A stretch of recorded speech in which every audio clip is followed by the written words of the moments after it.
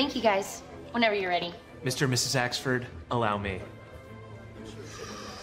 How much should we tip? In a perfect world, nothing. Shit! Is this the guy? Get on, man. We were having a nice meal. Yeah, we were.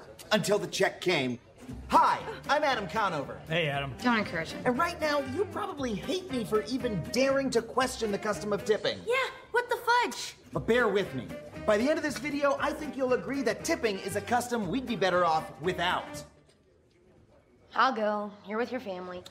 Thank you. First, let's get one thing straight. If you live in America, you have to tip.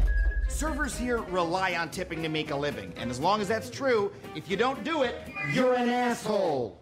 Sorry. Thank you.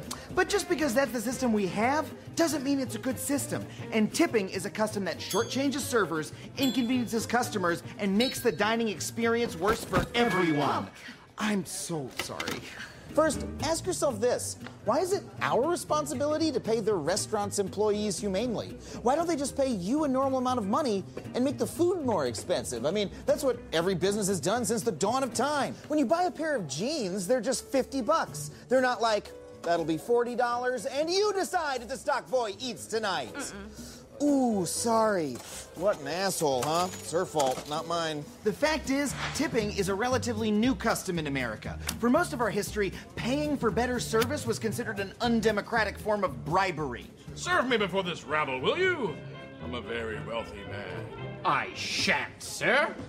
This is America, where every man has the right to decent service. But after Prohibition banned the sale of alcohol, restaurant profits cratered, and owners began encouraging tipping just so they could pay their servers less. Oh, sorry, Allie. I'm not going to be able to pay you this month. You better take some of that fat cat's cash.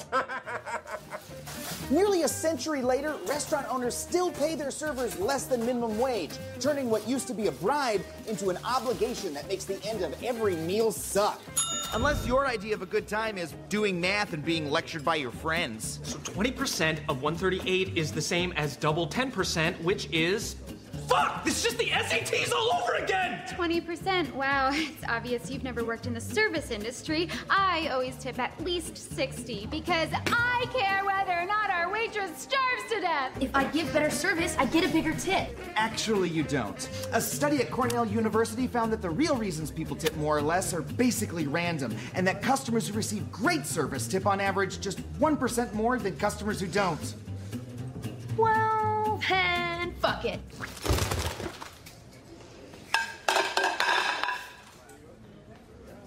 Should we not tip her? No, well, I don't want to get yelled at.